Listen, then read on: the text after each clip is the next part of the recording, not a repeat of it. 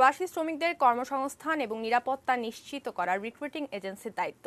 আন্তর্জাতিক অভিবাসন দিবসের উদ্বোধনী অনুষ্ঠানে কথা বলেছেন প্রধানমন্ত্রী শেখ হাসিনা। দালালের খপ্পর থেকে সতর্ক থাকারও পরামর্শ দেন তিনি। দেশে কর্মসংস্থানের সুযোগ সৃষ্টি হয়েছে উল্লেখ করে প্রবাসীদের উদ্দেশ্যে তিনি বলেন, কাজের জন্য অন্ধের মতো বিদেশ ছুটবেন না। বিশ্বের বিভিন্ন দেশে কর্মরত 1 কোটিরও বেশি বাংলাদেশি, যাদের পাঠানো রেমিটেন্সে বাড়ছে বৈদেশিক মুদ্রার রিজার্ভ। এই সংগঠনের মূল উদ্দেশ্য হচ্ছে সব সিআইপি অ্যাসোসিয়েশন একত্রিত করা, বিদেশ থেকে বৈধ চ্যানেলে রেমিটেন্স পাঠানোর উৎসাহ প্রদান করা।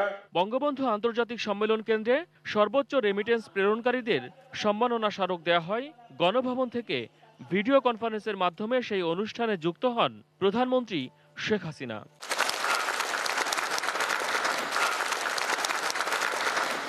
করোনা মহামারীর কারণে প্রবাসীদের বড় একটি অংশ কাজ হারিয়েছেন। দেশে ফিরেছেন অনেকেই, তবে তাদের হতাশ না হয়ে দেশেই ব্যবসার পরামর্শ দেন প্রধানমন্ত্রী। এখন আমাদের দেশে কাজেরও যেমন অভাব নেই, খাবারেরও অভাব নেই আল্লাহর রহমতে। কাজে এখন আর এই সোনার হরিণ ধরার পিছনে কেউ দয়া করে অন্ধের মতো ছুটবেন না।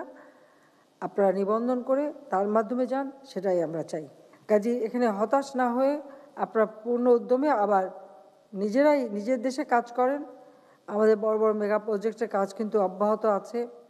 প্রধানমন্ত্রী জানান, সরকারের পক্ষ থেকে প্রবাসীদের সব ধরনের সহায়তা দেয়া হচ্ছে, তবে বিদেশে যাওয়ার আগে দক্ষতা অর্জনের পরামর্শ দেন তিনি। তবে এক্ষেত্রে অনেকেই হয়তো সঠিকভাবে ট্রেনিংটা না নিয়ে কোনো মতো একটা সার্টিফিকেট নিয়ে নেন এবং তারপরে যে বিদেশে যে সমস্যায় পড়েন। আমার মনে হয় এই কাজটা না করে আন্তরিকতার সাথে ট্রেনিংটা নিয়ে গেলে পরে তাহলে আর কেউ বিদেশে যে কোনো হেনস্থার শিকার হবেন না। আপনারা প্রশিক্ষণ নিয়ে দক্ষ কারিগর হয়ে যেন বাইরে যেতে পারেন, যেন সেখানে যে কোনো রকম অপমানজনক অবস্থায় পড়তে না হয়। বিদেশ যেন সোনার হরিণ, তাই অনেকেই দালালের খপ্পরে পড়ে অবৈধ পথে পাড়ি জমান।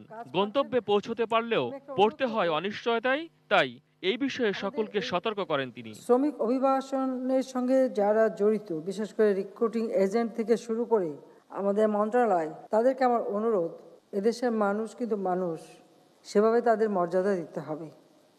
কর্মসংস্থান ঠিকমতো হচ্ছে কিনা, তাদের নিরাপত্তা ঠিকমতো আছে কিনা, বিশেষ করে আমাদের মেয়েরা যারা যায় তাদেরও নিরাপত্তার বিষয়টা, এটা সকলকেই লক্ষ্য রাখতে হবে। প্রবাসীদের সবাইকে বৈধ পথে রেমিটেন্স পাঠানো এবং দেশে বিনিয়োগেরও আহ্বান জানান প্রধানমন্ত্রী।